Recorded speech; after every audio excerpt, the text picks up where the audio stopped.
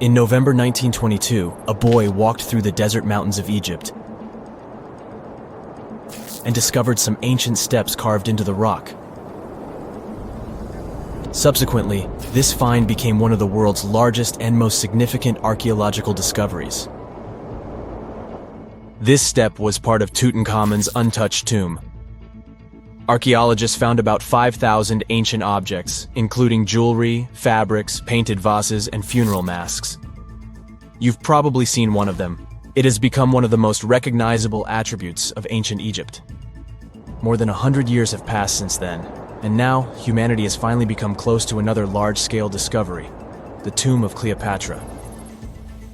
This queen was the last active ruler of the Ptolemaic Kingdom of Egypt, who sat on the throne from 51 to 30 BCE. There are many ancient records about Cleopatra, her reign, and her unusual personality, but until now, no one has discovered the secrets about her passing away in the burial place.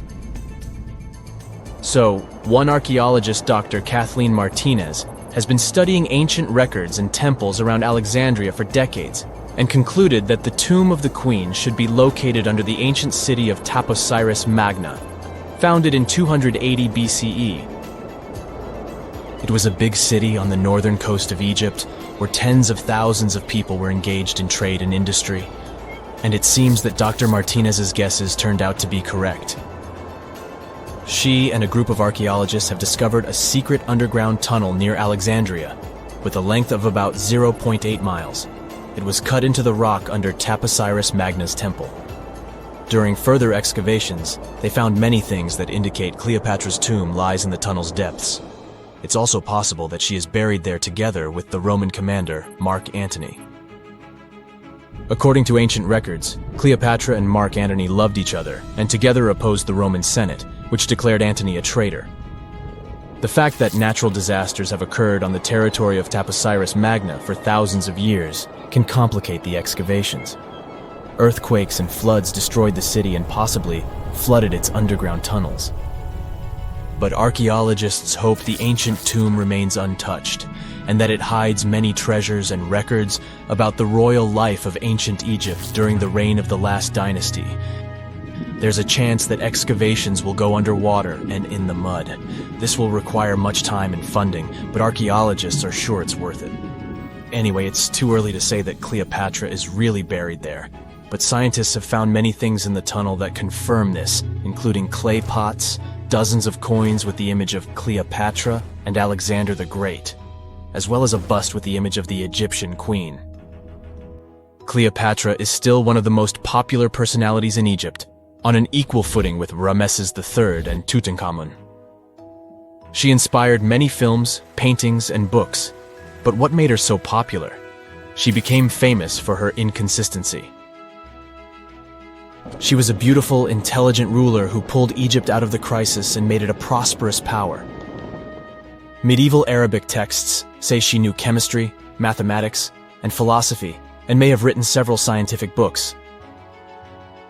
She knew several languages and had excellent diplomatic skills. At the same time, there are many legends that she was a femme fatale who drove many men crazy. However, there's no evidence that her beauty was incomparable. The image of a stunning model was created by Hollywood when it made several films where famous actresses performed the role of Cleopatra.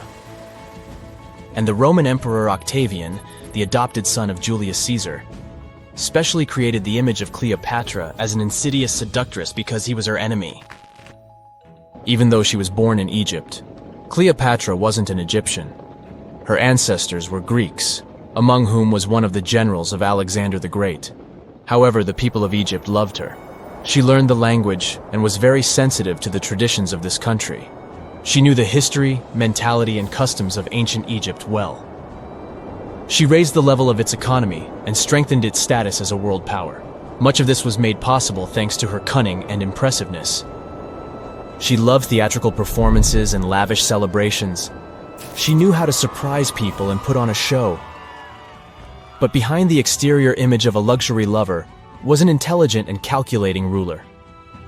Ancient Egypt was a rich, luxurious country, and Cleopatra did everything to increase its wealth and strengthen its position in the international arena.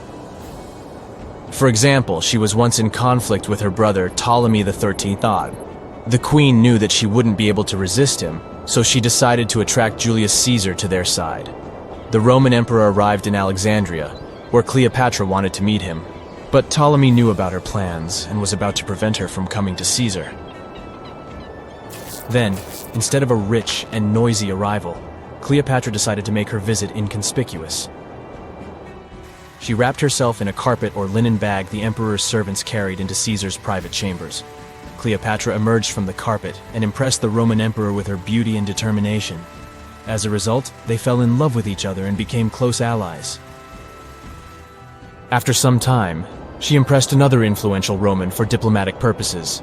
She arrived to meet Mark Antony on a golden barge with purple sails and silver oars.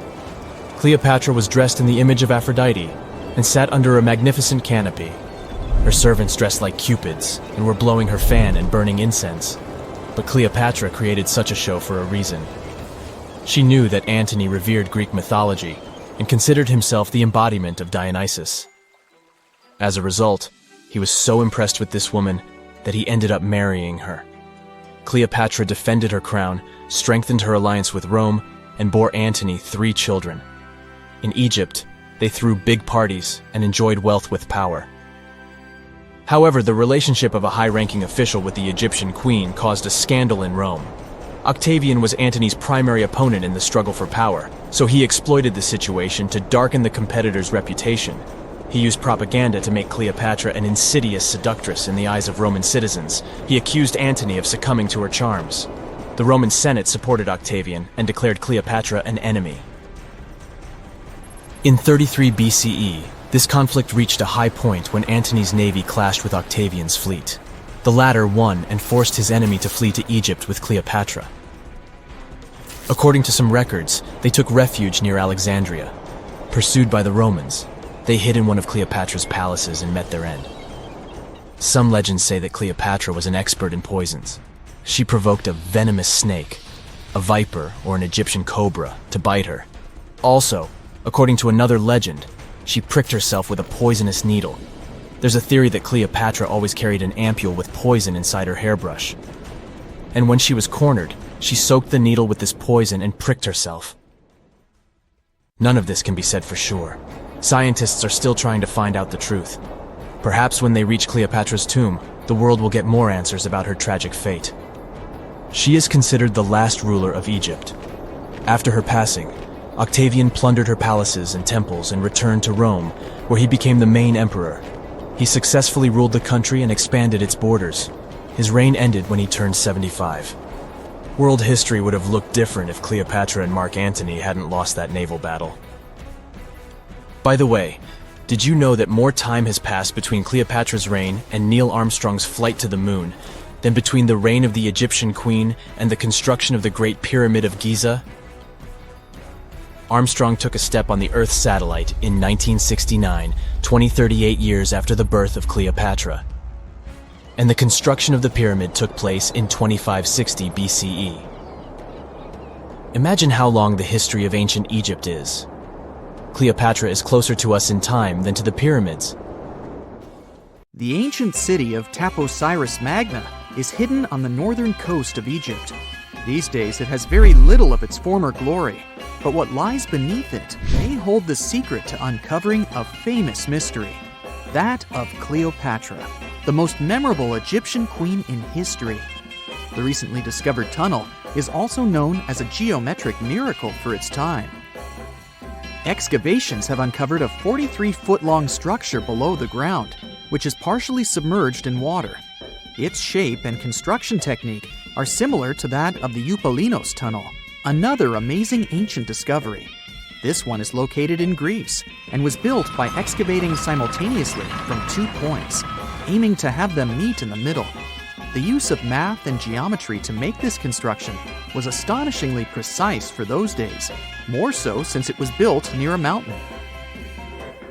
Archaeologists that have been working on the Taposiris Magna site since 2004 believe this tunnel may lead to the lost tomb of Cleopatra. The clues they found so far seem to back up this theory. For starters, the city and its temple were built by one of Cleopatra's ancestors, Ptolemy II. All the architecture seems to indicate it was dedicated to the ancient spirit Osiris and his queen Isis. Throughout her reign, Cleopatra did try to associate herself with Isis, so it may be no surprise she chose this location as her final resting place. Scientists have yet to pinpoint Cleopatra's tomb, but research continues with the help of modern technology. To study this location better, archaeologists have even used a special device called ground-penetrating radar. This tool allows us to analyze what lies beneath the ground without being intrusive. Since this tunnel is so old, research needs to be done very delicately. Seeing pictures of what's underground before you start digging is incredibly useful and has been done here since 2011. Finally discovering Cleopatra's tomb may help us piece together her story, especially what might have happened during the last portion of her life, which is still surrounded by mystery.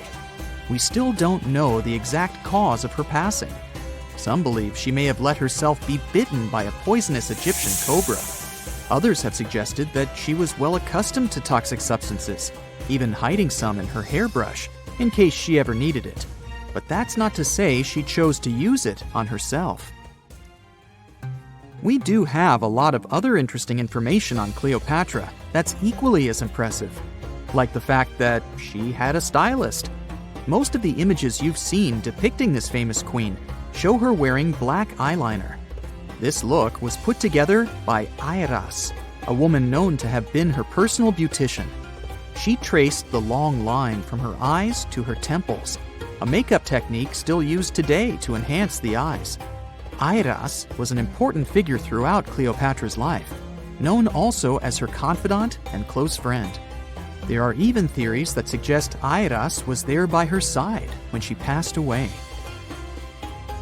Despite her well-thought-out looks, Cleopatra wasn't as pretty as she's described.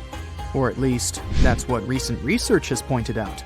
Sure, if we look at movies and modern imagery, she's depicted as this incredibly beautiful woman with symmetrical and delicate features.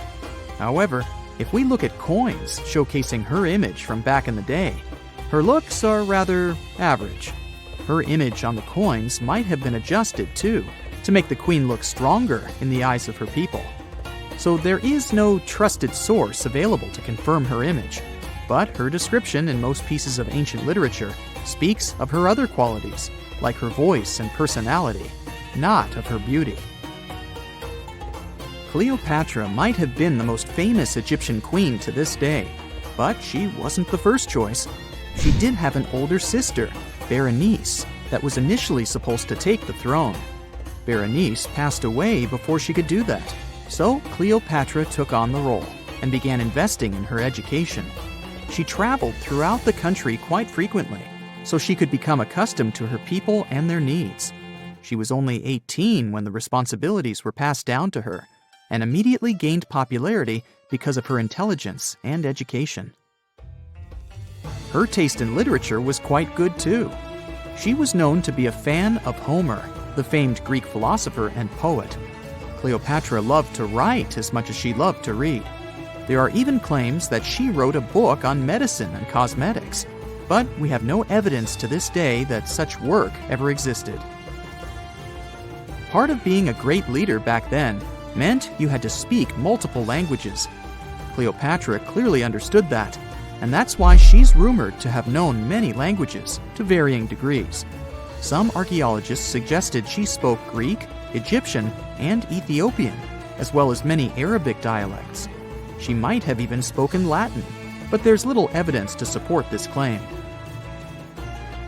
She might not have had angelic looks, but Cleopatra was really careful with the way she looked, even with her diet. She was known to have enjoyed simple meals, including a variety of fish. Since she lived close to the Mediterranean Sea, it's really no surprise. As a treat, she liked to eat stuffed pigeons, which she also served to her guests. Other dishes on the menu included vegetables and fava bean soup. Fruits and nuts weren't missing from her diet either, and she was also a big fan of honey. Recently, a team of experts has even tried to recreate her famous perfume. Think of it like the ancient equivalent of Chanel No. 5. Cleopatra was known to be a fan of luxurious scents, which she believed could even influence how people treated her when they met. The basis of this scent is myrrh, a resin gathered from a local tree. Other ingredients added to the mixture were also found back in the day, like cardamom, olive oil, and cinnamon. The results may not be quite as delicate as the perfumes we know and use today. Its consistency was way thicker, and the scent lasted way longer. When she was at the height of her power, Cleopatra might have been the richest person in the world. Back in the day, she ruled over a territory that stretched across the Mediterranean, from modern-day Libya in the west through Egypt to Syria in the east. This is the largest territory ever ruled over by a woman. In today's currency, her worth might have been somewhere around $95 billion. The calendars we use today may have been introduced by Cleopatra herself. She presented the idea of leap years and leap days to Caesar, the Roman emperor she was known to have been close with. Taking her advice, Caesar made these adjustments part of the official Roman calendar. The ancient Egyptians already knew the year was longer than precisely 365 days. They discovered this by studying the brightest star in the sky, called Sirius, and concluded that a year is actually 365 1/4 days long. It was Elizabeth Taylor that famously introduced Cleopatra to pop culture when she played her in the 1963 film bearing the same name. Up until that point, it was the most expensive film ever made. It was originally supposed to cost somewhere around $2 million, but ended up costing a mind-boggling $44 million. That's mostly because of script and production issues. To make this iconic movie, producers created 79 sets from scratch, as well as over 26,000 costumes for the cast. Elizabeth Taylor's Cleopatra costumes alone cost somewhere around $200,000. Thankfully for the producers, the movie made headlines and was well received by critics, making it a box office success. A lot of people associate Cleopatra with another famous Egyptian ruler, King Tutankhamun, nicknamed King Tut. Surprisingly, apart from both of them being Egyptian pharaohs, they have nothing else in common. For starters, King Tut lived around 1,300 years before Cleopatra did, and there is also no connection regarding their ancestry. Cleopatra had Macedonian Greek roots, while King Tut was a native Egyptian. No man shall ever find my tomb. That's what, according to rumors, Cleopatra once said. Rumor has it really wasn't about the gender. She wanted no living soul to disturb her, and I think she meant that no human would ever discover the location of her grave. But, surprisingly, it was indeed a woman who was closer than anyone before to finally discovering the Queen's resting place. Meet Kathleen Martinez Berry, a criminal lawyer turned archaeologist. She got so intrigued with Cleopatra's story that she packed her bags and went to Egypt with no official support and even no permission from the authorities. All she had was pure determination to find the Queen's tomb. Now, you could say Kathleen had always been ahead of the game. She skipped grades in school, mastered piano, chess, swimming, and martial arts, and grew up listening to top intellectuals debating in her home. And she even got her law degree at just 19, and archaeology was her side passion. She had never actually been to Egypt, never dug up a single artifact. But her fascination with Cleopatra went all the way back to an argument with her father in 1990. That day, she walked into his library looking for a copy of Antony and Cleopatra by Shakespeare. Her dad, Fausto Martinez, a professor and legal expert, casually called Cleopatra a seductress. Kathleen wasn't having it. She fired back, arguing that history had been totally unfair to Cleopatra. The Romans, she said, wanted to destroy her reputation, and for centuries, people had just believed their version of the story. The debate went on for hours, and in the end, her father admitted maybe he had judged Cleopatra too harshly. That conversation changed everything for Kathleen. From that day on, she read every ancient text she could find, especially Plutarch's account of Cleopatra and Mark Antony. The more she learned, the more convinced she became that Cleopatra wasn't just some queen who fell for the wrong guy. She was a genius, playing a dangerous political game to keep Egypt independent. And the more she read, the more she started thinking, what if everyone had been looking for Cleopatra's tomb in the wrong place? That thought stuck with her.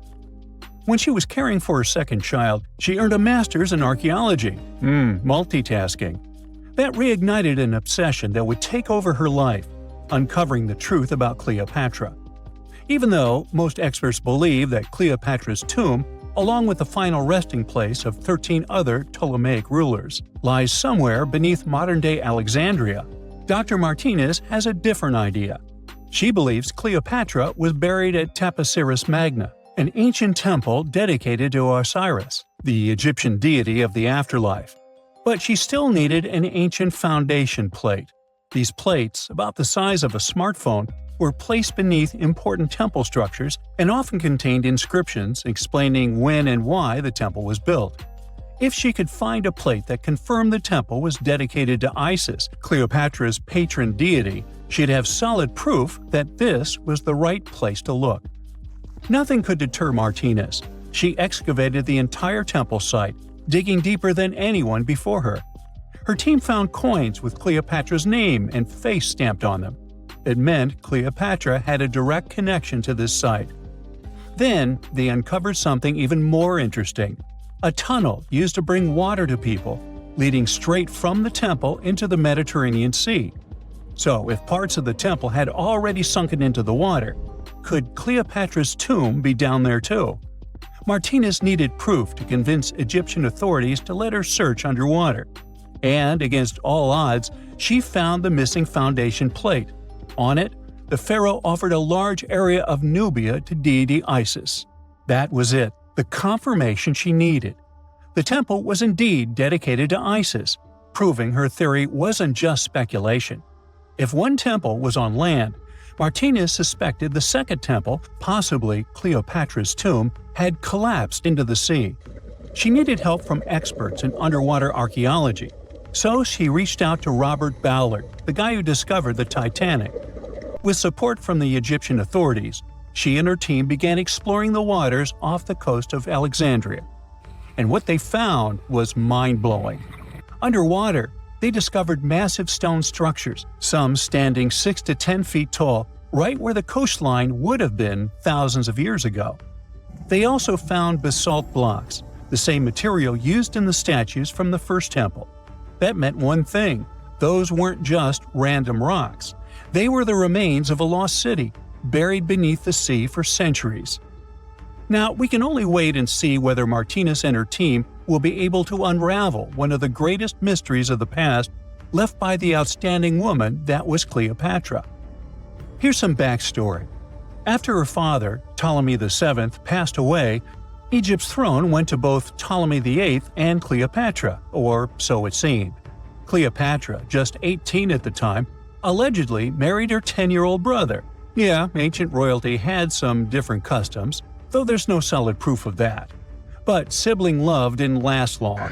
Young Ptolemy decided he wanted all the power for himself and tried to push Cleopatra out. Forced to flee the country, she didn't just sit around feeling sorry for herself. She raised an army, ready to march back and take what was hers. That's how, at 21, she was already in the Sinai Desert, leading an army and planning her return to the throne.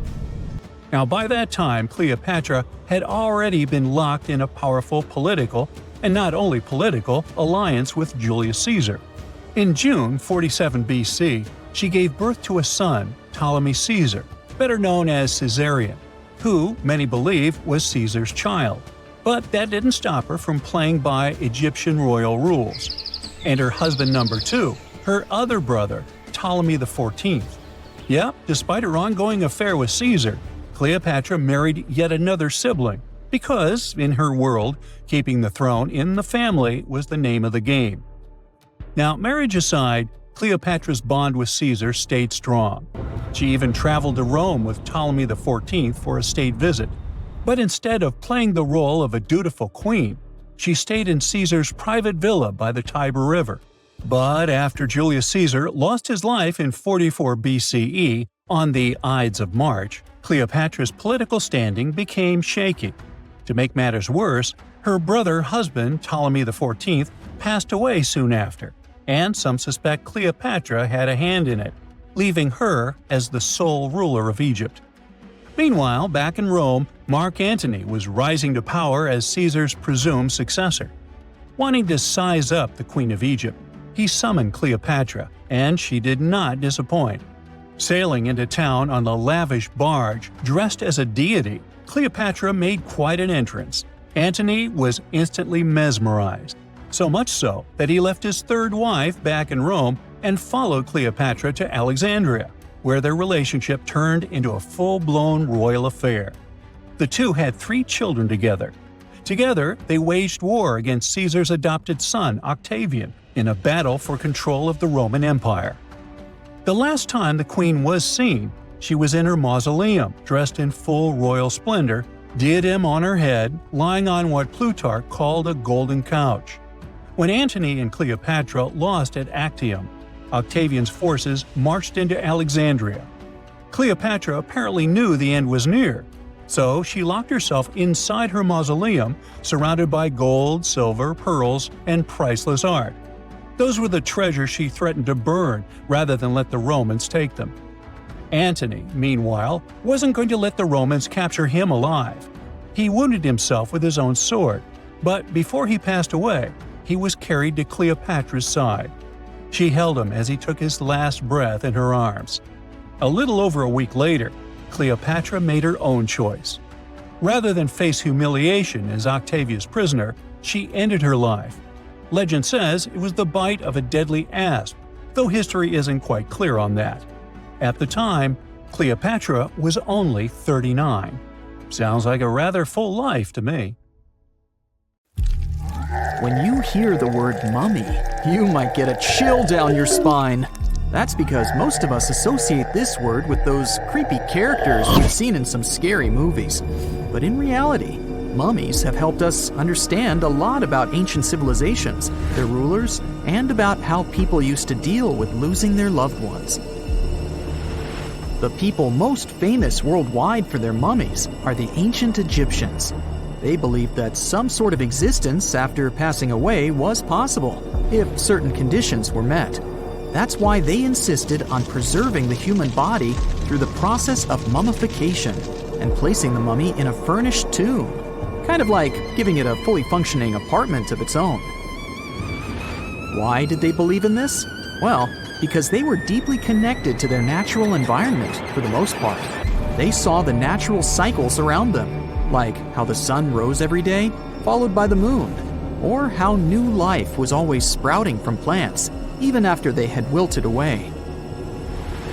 They also believed that the powerful spirit Osiris, who represented the cycle of passing away and resurrection, played a role in this process.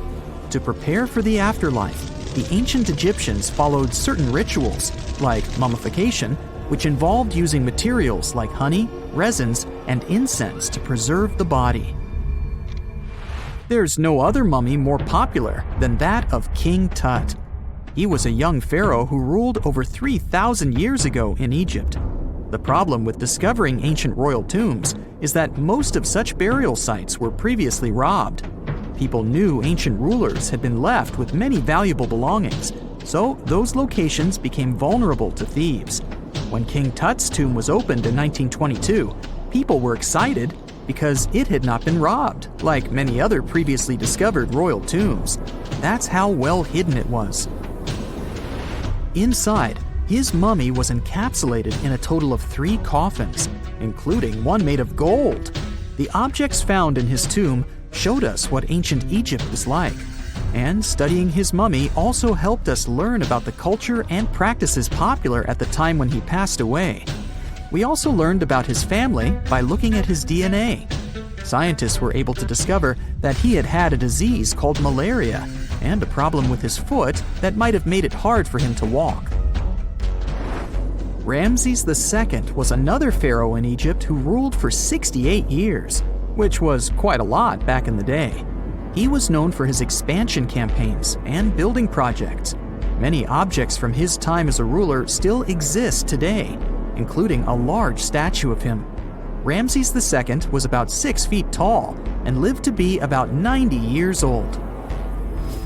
After looking at his mummy, scientists concluded that he may have had a medical condition that affected his spine. Now, remember those thieves I mentioned before?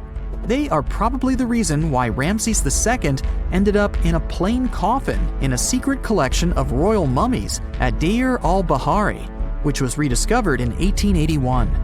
Thankfully, archaeologists were able to identify him because his journeys had been recorded on his wrappings. The process was really tedious too. In fact, in ancient Egypt, the mummification process could take a staggering 70 days to complete. A special person would say a very specific speech while delicately handling the body and drying it out using a type of salt called natron. They also used linen and resin to make the body look more lifelike and to wrap it in cloth. The tomb was equally as important for ancient Egyptians. The walls of King Tut's tomb, for example, were adorned with intricate artwork that depicted his journey to the afterlife, from his burial procession to his passage through the underworld. The ancient Egyptians believed that everyone made this journey after passing away, and they filled their tombs with items and paintings to help the person in their spiritual travels. Additionally, the walls of the tomb were decorated with spells from a special book, which contained a collection of poems that the Egyptians believed would help people reach the afterlife. And speaking of how important this journey was, people also placed food in these ancient tombs. In King Tut's tomb, archaeologists discovered 36 jars of vintage beverages and 8 baskets of fruit, which were believed to be left there to help him in his journey to the afterlife. The Egyptians believed that traveling to the afterlife took a really long time, so they left a lot of supplies, such as food and water, to sustain their loved ones.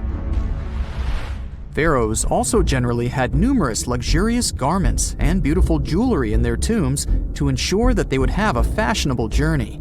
These items included various types of linen clothing, such as tunics, scarves, gloves, and headdresses, as well as a lot of gold jewelry with precious stones, like bracelets, buckles, pendants, necklaces, rings, and even precious depictions of insects for protection. Some were also deposited with fans made from ivory and ostrich feathers to keep them cool in the afterlife. Some ancient rulers were even placed in their forever apartments along with boats.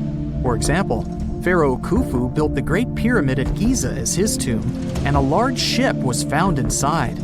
King Tut, however, was buried with multiple boat paddles, but no actual boat.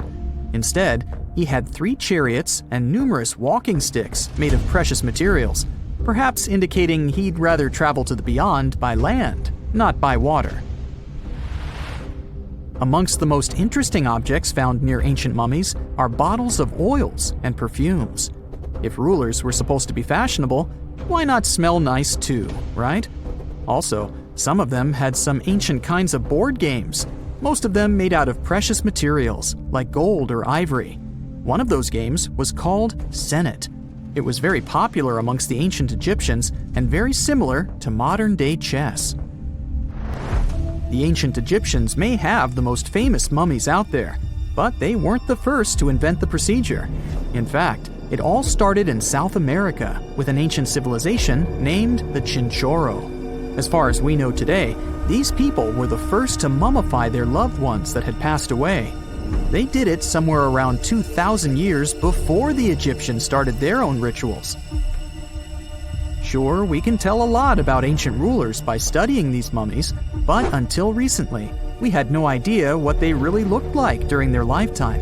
Not so long ago, though, some very special mummy paintings were found by archaeologists studying ancient Egyptian objects. These mummy portraits are highly detailed paintings of individuals that were made while they were still alive. Such paintings were often painted on wood, as opposed to the classical portraits we all know about, which are painted on canvas. They are known for their realism and beauty, and have even been used by researchers to diagnose diseases by comparing them to the corresponding mummies. Some of these portraits also include depictions of jewelry, which was later found on the mummies. The recent discovery of these mummy portraits in Central Egypt is significant, as it marks the first time in over a century that such paintings have been found. Mummies appeared all around the world naturally, too. Mummification can occur without people intervening because of natural conditions, like extremely cold or hot environments, places with a lack of oxygen, or accidental exposure to chemicals that preserve the body. These conditions don't allow bacteria to grow, resulting in the body remaining more or less intact. Famous Otzi was one of these mummies. We know today he was a man who lived around 5,000 years ago in Europe. But upon his discovery in the Alps in 1991, Austrian authorities initially believed that he was a modern mountaineer because of how well preserved the body was. However, after the Iceman was removed from the glacier, it was determined that he was actually from the Copper Age.